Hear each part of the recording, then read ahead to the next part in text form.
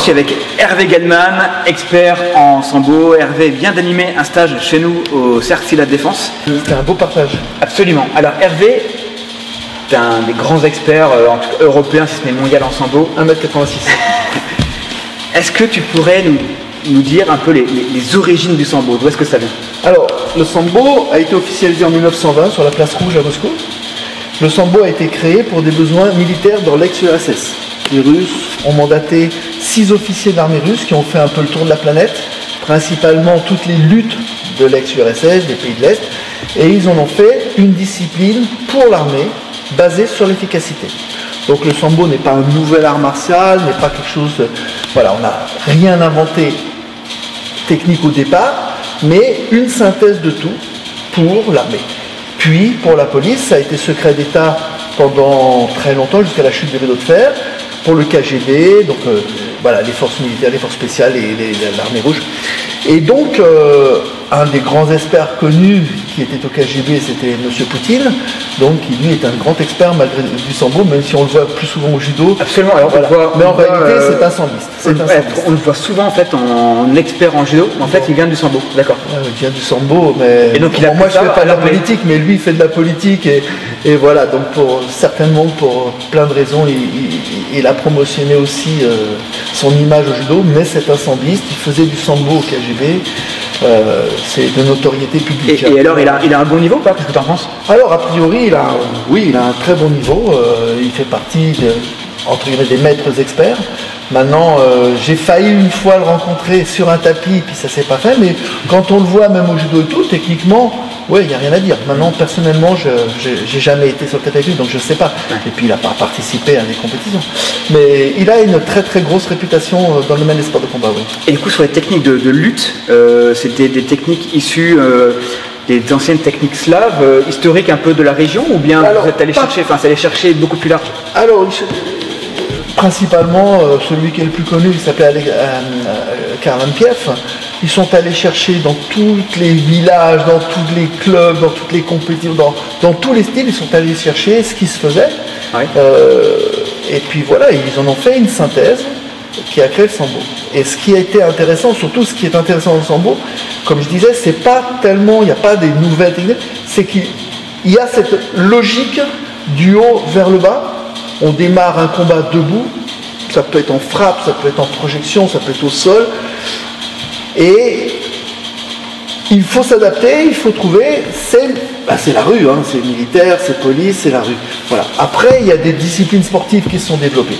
Ce qui est intéressant en sambo, surtout dans la Russie, c'est très très grand, et puis après, il y a tous les pays de l'Est, et puis tous les pays de l'Est, c'est que on trouve peut-être 200, 300, 1000, 1500 clubs, et ils ont tous leurs spécificités.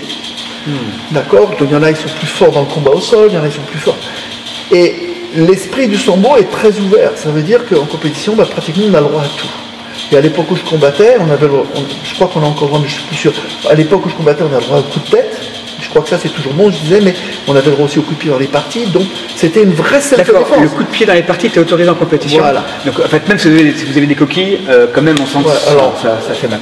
Mais moi, j'ai enlevé la coquille très très vite, parce que le seul accident que j'ai eu, c'est à cause de la coquille. Donc, moi, j'ai très vite enlevé la coquille. Voilà. Et donc, le sambo, à ce niveau-là, il est très intéressant. Et moi, j'ai eu la chance de croiser un personnage comme Oleg Tektarov, vainqueur des UFC. Au début, moi, j'ai découvert le sambo par son biais, en fait. C'est-à-dire que dans les premiers UFC, les 93, je crois, les premiers UFC, rapidement, Oleg Tektarov est apparu. Et c'était fascinant parce qu'il faisait des combats contre des gens hyper costauds, les tanks à bout et tout ça à l'époque, des Golgoth incroyables. Et il faisait des combats extraordinaires alors que c'était un des petits gabarits de l'époque. Avec des techniques que beaucoup ne connaissaient pas. Absolument. C'est le premier. Des clés de jambes incroyables. La roulade pour finir en clé de genou. Ça, c'est vraiment lui le premier. C'est pas lui le premier qui les a faites, puisque les Russes font ça depuis très longtemps, mais c'est un des premiers qui les a montrés au monde. Alors, on va revenir un peu sur ce volet, justement, combat. Tout d'abord, c'est quoi un peu les grands... Est-ce qu'il y a des grands principes fondamentaux du sambo, d'où découlent après les différentes techniques? Alors, je peux te donner ma version à moi, mais c'est ce qui fait partie de ce que je trouve, ce que j'ai aimé dans le sambo, cet esprit, c'est que sur 10, sur 15, sur le nombre de sambistes, on n'a pas obligatoirement la même approche, mais on peut tout mettre ensemble. Ce qui n'est pas obligatoirement le cas dans tous les styles. Par exemple, il y a des styles, on va prendre le taekwondo, c'est une discipline magnifique, etc. Mais tout est basé sur les jambes. On voit au niveau des frappes et tout, ils ont leurs limites. En sambo, il n'y a pas cette limite. Mais par contre, on va retrouver peut-être des gars qui sont plus forts dans la frappe, d'autres qui sont plus forts dans la combinaison frappe, pied, projection. Voilà, donc pour moi, le sambo, c'est une communication. Toi et moi, on discute, et pour dire la même chose, on va peut-être pas utiliser le même vocabulaire. Mais ça ne nous empêche pas de discuter. Je veux dire, je vais parler avec un homme en anglais, j'ai appris l'anglais, on va arriver à communiquer. Le sambo, pour moi, c'est ça. C'est une méthode de communication, et j'ai pas trouvé dans d'autres styles obligatoirement cette même communication. Après, c'est les individus, je te prends toi un exemple, où tu m'invites, etc., où tu as envie de découvrir, et c'est à ça que devraient pour moi ressembler les arts martiaux. Parfois, il y a un petit peu trop de limites, et c'est pour ça que je suis allé vers le sambo. C'est parce que tout d'un coup, il y avait une ouverture. Alors comment tu as découvert le sambo justement? Parce que je crois que tu avais déjà un passé martial avant, et alors moi, le sambo un peu plus tard. Comme tout le monde, tout petit, on m'a fait faire du judo. Bon, moi j'habitais dans une région où il n'y avait pas le choix. J'habitais en Vallée-de-Chevreuse à l'époque, et donc j'ai pas toujours été en Suisse, je suis un Parisien d'origine. Et donc j'ai fait du judo, j'ai abordé des arts martiaux vietnamiens pendant quelques temps, mais ça ne m'a pas branché. Et puis j'avais surtout un club de karaté, j'ai foncé à fond dans le karaté. Et puis il y a eu l'époque Valera, où c'était le MMA de l'époque, souvent on était comparé à des voyous, et puis fin de compte le full contact est devenu une discipline magnifique qu'on connaît. Et moi j'ai suivi les cours avec Valera à Paris. Karaté, voilà. Puis après, j'ai découvert aussi le Yosekan Budo. J'ai beaucoup aimé le Yosekan Budo. J'ai fait intervenir Michi Mochizuki il y a un an. Il est venu ici pour nous faire un stage sur le travail de l'ondulation de l'onde de choc. Tout à fait, l'onde de choc. Oui, c'est ça. Que je trouve hyper intéressant chez eux. Et donc, il est venu chez nous, c'était en avril dernier. Génial. Alors moi, je les connais pas, c'est les fils de Hiro Mochizuki. Moi, j'ai travaillé avec Hiro, mais je les ai vus un petit peu en vidéo. Ils font des choses magnifiques. Et moi, j'ai des grands souvenirs avec Hiro. J'ai rencontré son papa. J'ai aussi travaillé avec une autre famille. Et c'est là où c'est intéressant, c'est qu'ils ont une autre approche du Yosekan, même si ça vient du même endroit, avec la famille Watanabe. J'ai fait quelques cours avec eux, c'était très intéressant.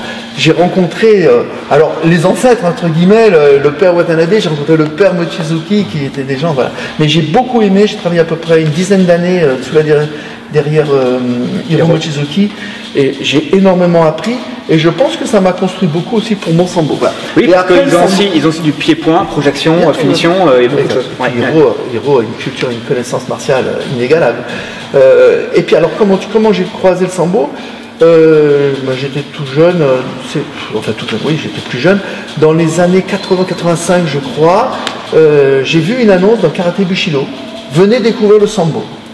Et c'était Christian Brusa, qui a fait, lui, vice-champion du monde de sambo sportif, qui faisait le stage. Et c'est quoi le sambo?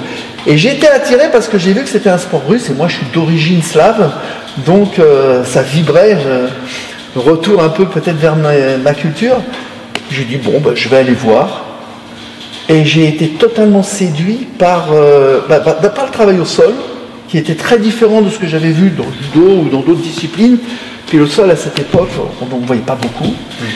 J'ai été très séduit par ça, et puis petit à petit j'ai rencontré des combattants de sambo, et j'ai trouvé tellement prodigieux cette logique entre le haut et le bas. Souvent on voit, même encore aujourd'hui dans les MMA, on voit des gars, c'est des frappeurs, ils ont fait du judo, mais il n'y a pas de logique dans ce qu'ils font dans la suite. Donc quand ils sont debout c'est bien, ils tombent par terre c'est bien, mais il n'y a pas cette construction que le sambo apporte. Au niveau de la transition de niveau. Exactement. Ouais. Et ça c'est Oleg Taktarov qui me l'a apporté.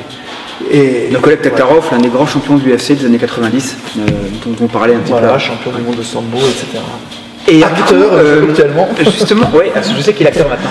Et du coup, c'est vrai que quand on parle de l'UFC ou du MMA, il y a eu quand même des immenses champions qui viennent du sambo, donc Oleg Taktarov, Emelianenko Fedor, Khabib et tout ça, il y en a eu beaucoup.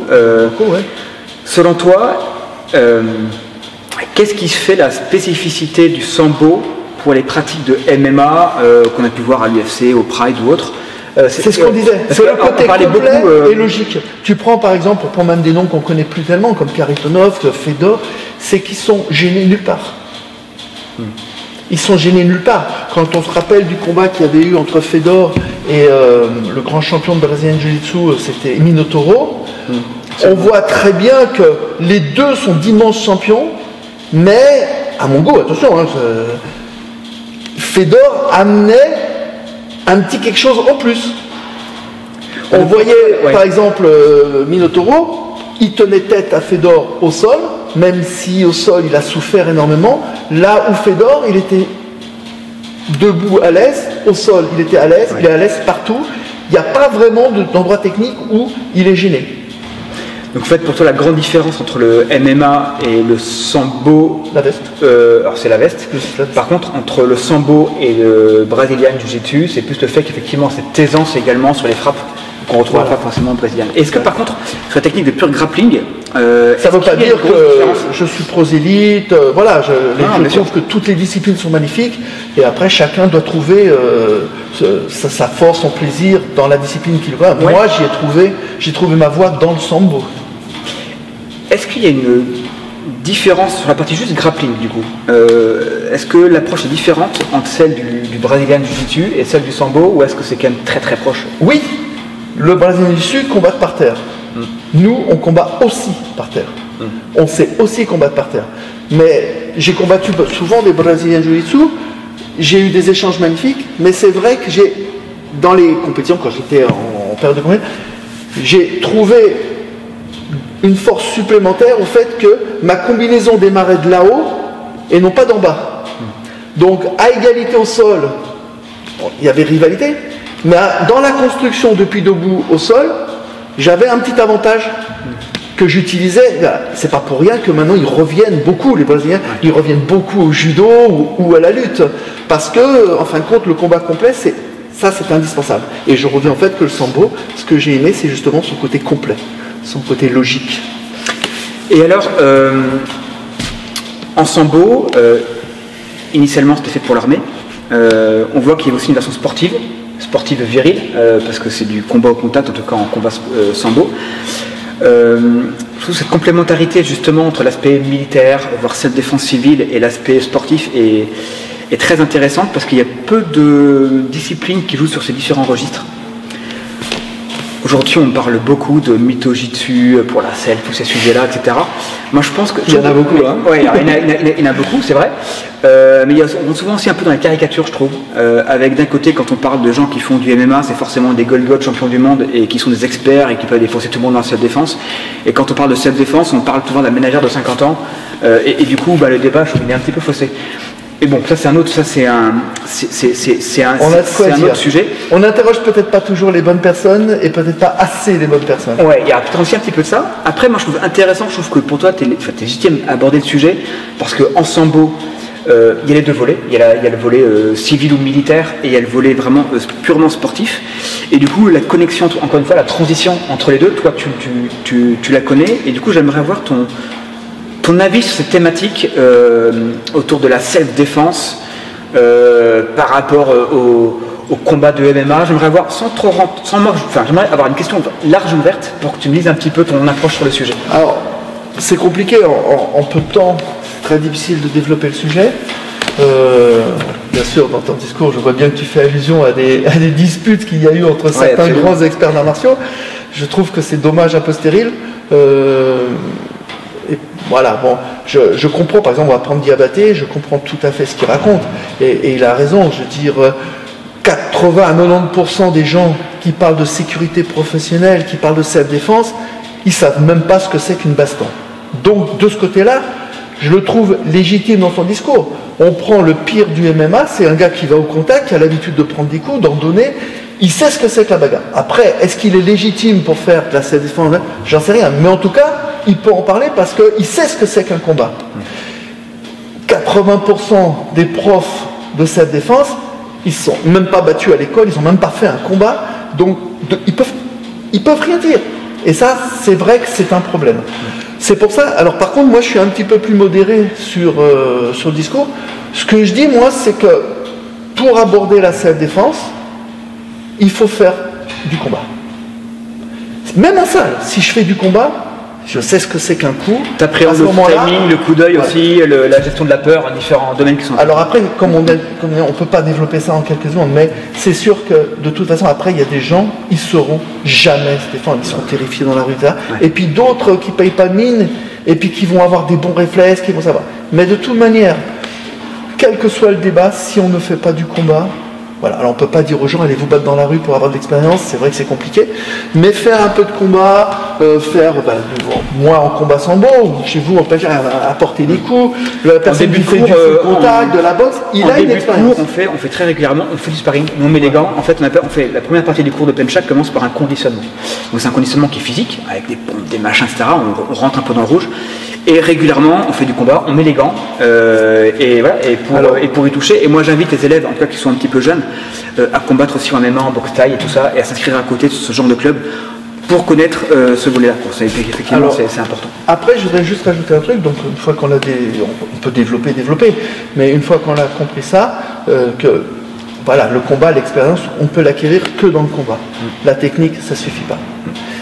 Après, il faut aussi prendre en considération beaucoup de choses, et c'est là où, que ce soit du MMA, du brésilien, du sambo bien sûr, du grappling, on sait aujourd'hui que la rue, c'est 85% de combats qui finissent par terre. Donc là, c'est important de savoir se défendre par terre. Si on ne sait pas se battre par terre, on est embêté. C'est pour ça que quand je vois certains styles, on ne les cite pas, mais certains styles qui disent nous on fait de la self-défense, je suis désolé, quand tu vois des gardes qui sont au niveau de la ceinture, quand tu vois qu'ils ont des positions très larges, c'est pas vrai. Voilà. Alors, je critique jamais une discipline. Quelqu'un qui me dit j'aime telle discipline, super. Mais après, je peux critiquer le discours. Alors sur ce sujet, je suis complètement en phase. Et par exemple, toi, le penchak silat que je pratique, à la base, c'est un art de survie, de guerre en fait. Et du coup, il n'y avait pas de combat au sol parce qu'il est parti du principe que quand on va au sol, en fait, c'est la mort, tu te fais planter et c'est fini. Et du coup, c'était un art de guerre, mais c'était pas un art de self-défense où effectivement on peut aller au sol. Et il y a des techniques de sol en silat, mais c'est pas notre point fort. C'est pour ça que je fais venir des gens comme toi. Mais cette année, dans notre club, maintenant, toutes les 2 semaines, on a des cours de grappling. Je fais venir un expert en lutte livrée. Quelqu'un qui a combattu également en MMA. C'est magnifique la lutte livrée. C'est génial. C'est génial. En fait, pour combler cette carence, parce que je suis d'accord, si on parle de... Il y a d'un côté le penchak silat, avec toute la beauté du style, toutes les facettes, mais si on veut rajouter la dimension self-défense, il faut parfois admettre que dans nos disciplines, il y a des carences, et du coup, il faut aller les chercher ailleurs.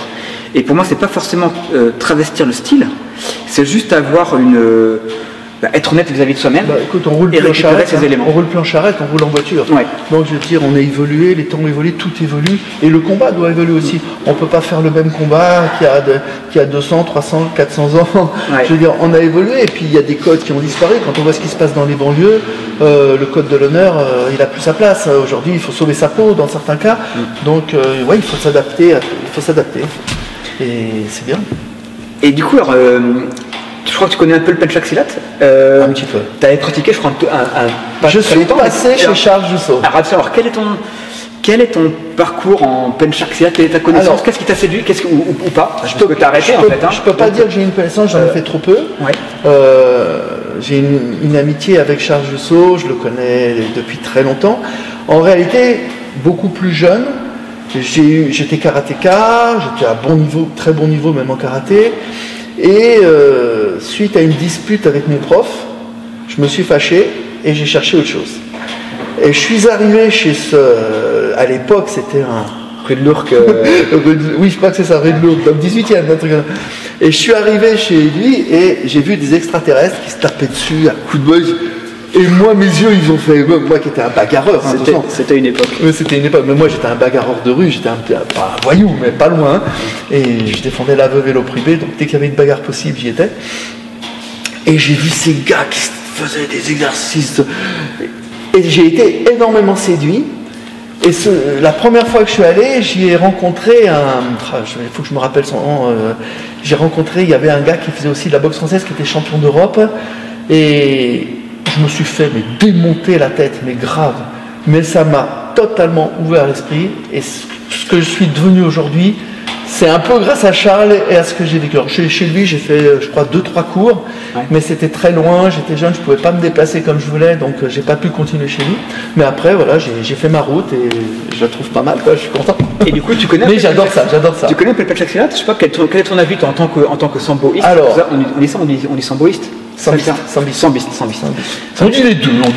Alors tu n'es pas obligé de répondre, hein, mais tu as le droit d'être méchant aussi d'ailleurs. Hein, d'accord. Alors, il y a beaucoup de disciplines, je vais te le dire franchement, beaucoup de disciplines que j'aime regarder, que je trouve magnifiques, dont le Pencak Silat, mais c'est pas mon style. Je me sens pas capable de faire des figures sautées, descendre sur les jambes comme vous faites, mais je suis un très très bon client. Je veux dire, si tu fais une démo, je vais venir la voir. Oui, j'adore ça. Le kung fu, j'aime beaucoup, mais je me sens pas du tout. La capoeira, je trouve ça extraordinaire, mais c'est pas pour moi. Voilà. Moi, j'ai trouvé ma place dans le sambo, j'ai trouvé ma place. Voilà. Je peux encore éventuellement aller au judo, parce qu'entre le sambo et le judo, il y a quand même des proximités, même si je suis pas à l'aise. Voilà. Mais je suis très très bon client. La preuve, tu vois, c'est qu'on se connaît depuis longtemps maintenant. C'est que quand tu m'as invité à faire le premier stage, la première chose que j'ai fait, c'est regarder ce que vous faites pour dire comment on peut communiquer. Tu vois, comme si c'était deux langues différentes, et puis tu vois, on communique très bien. Donc, et finalement, toi, moi je t'ai fait venir non seulement parce que je t'apprécie, mais aussi parce que je trouve qu'entre les formes de corps sont différentes, mais en termes de distance de combat et la recherche des transitions de niveau, en fait, on est très proches, toi. Et oui, parfois, nous, on va... bien sûr, on ira plus sur le côté avec des placements triangles, et du coup, on sera un peu moins de face par rapport à vous. C'est là où je trouve que l'échange est passionnant parce que du coup, moi par exemple aujourd'hui... Mais ça, c'est ton recul en sambo par rapport à moi. Peut-être que par rapport à un autre samboiste, tu trouveras encore autre chose de différent. Comme moi, je peux peut-être trouver encore autre chose de différent, par exemple, avec d'autres gens qui pratiquent le Pencak Silat, peut-être avec des formes un peu différentes. Et c'est ça que je trouve beau, moi. Ouais. Et du coup, toi, je trouve qu'il y a plein de techniques qui sont extrêmement proches ou cousines de ce que nous on fait en Silat. Et du coup, par contre, la forme de corps est un petit peu différente. Et comme tu expliquais, pourquoi tu faisais comme ci, comme ça par rapport à nous, il y a vraiment des petits tips, des petits secrets là qu'on va clairement intégrer chez nous parce que en fait c'est hyper logique et cohérent. Et après effectivement par contre il y a d'autres techniques qui sont complètement décalées par rapport à ce que nous on fait en Pencak Silat. Et du coup là c'est la pure ouverture d'esprit en fait pour comprendre d'autres logiques de combat. Et du coup ça veut dire qu'on va pas forcément les intégrer chez nous. Par contre c'est toujours intéressant parce que en combat on ne sait jamais avec qui on est en face. Et donc voir d'autres modes de fonctionnement. Ça démarre debout et après c'est le combat. Et du coup c'est intéressant quand même de pratiquer avec des personnes qui font complètement autre chose parce que c'est extrêmement déstabilisant. Et le fait de le pratiquer ne serait-ce qu'un stage, on se dit purée, j'ai jamais connu cette sensation là quoi. Ouais. Et donc ça c'est riche. Alors le Pencak, vous êtes quand même une discipline traditionnelle qui vient d'une histoire de vécu. Le sambo lui c'est plus une synthèse, c'est plus une autre forme de vécu. Donc c'est un peu la rencontre entre un ancêtre et un jeune, un vieux et un jeune, et puis cette communication. Donc à partir du moment où on a cette communication, après les échanges sont possibles. Voilà, j'ai toujours un peu de mal avec les gens qui détiennent la vérité sur toutes les formes, sur toutes les formes qu'elles soient. Moi aussi. Alors justement, ce qui est intéressant, parce que le sambo c'est une synthèse. Ouais. À la base, après c'est devenu une discipline à part entière. Absolument. Voilà. Mais à la base, c'est une synthèse. C'est un point important parce qu'on est dans une société aujourd'hui où je vois tout le monde qui fait quand même un petit peu de tout. Voilà, et après, ils créent leur style en disant voilà, j'ai atteint le Saint Graal en faisant le mix des meilleurs produits. Un petit peu comme si pour faire une cuisine, le fait de prendre les meilleurs aliments sucrés et salés, je fais un tout, ça se fera le meilleur plat. En fait, c'est dégueulasse. Ça dure qu'un temps. Et ce qui est dommage, c'est que les gens se laissent leurrer par ça. Ouais. Mais ça dure. Moi, ma conviction, c'est que pour être bon au sol, c'est pas avoir les meilleures techniques du sol. Il faut faire du sol en fait. Et plus on fait du sol, plus on est bon au sol. Pour être bon en pied-point. Mon père me disait toujours, c'est en forgeant qu'on devient forgeron. Non, absolument. Pour être bon en pied-point, c'est pas tout d'avoir les 2-3 meilleures techniques de pied-point. C'est à force de faire du pied-point qu'on travaille le timing, le coup d'œil, la gestion du combat, de la peur et tout ça. Moi je dis beaucoup à mes élèves, c'est pas parce qu'on fait du sport et surtout du sport de combat qu'on est con. On doit être intelligent, il faut développer le côté tactique, il faut s'adapter. Je veux dire, je vais pas combattre de la même façon, comme je parlais du langage tout à l'heure, je vais pas combattre de la même façon avec toi qui est rapide certainement, qui est vif, etc. On avait cet après-midi un costaud, je veux dire, il est plus lent, plus rapide, mais bon, c'est un balèze. Il va faire un bon 100 kilos, je pense. Pour prendre des modèles, si je me trouve face à Le Banner, je vais et qu'on est Henri, je vais pas aller jouer pied-pied avec lui, je vais tout faire pour, voilà, si je tombe sur Riner, je vais essayer de garder ma distance et je vais essayer de le toucher autrement. Hein, après, c'est le meilleur qui gagnera. Mais voilà, c'est cette logique qui est intéressante. Un grand merci Hervé. Encore une fois, c'était un très grand plaisir de t'avoir aujourd'hui. Ouais, pour la deuxième année consécutive. Deuxième année, c'est c'est super, c'est extrêmement riche. Un grand merci pour l'échange également, ça permet aussi de mieux comprendre et ça permet également voilà, à d'autres personnes de découvrir. Moi je fais vraiment au Cercle la Défense, je fais en sorte de faire intervenir des experts, encore une fois, qui sont experts. Ouais, puis tu fais venir, je vois qui tu fais venir, c'est vraiment très intéressant. Oui, voilà, et c'est de l'ouverture d'esprit, c'est aussi enrichir nos pratiques. Capter des éléments et faire venir aussi des gens sympas, voilà. C'est important. Surtout. Parce qu'il y a beaucoup de gens qui ont une grosse tête, c'est pas forcément les meilleurs, c'est pas forcément les gens populaires qui sont les meilleurs non plus. Ne nous laissons pas leurrer. Donc voilà, je fais venir vraiment des gens que j'apprécie, qui ont la compétence, qui ont l'expérience. Et du coup, là, tu en fais partie. Donc merci, j'apprécie. Très très heureux de vous faire venir une nouvelle fois. Voilà. Merci. Alors à la prochaine. À la prochaine. Bye bye tout le monde.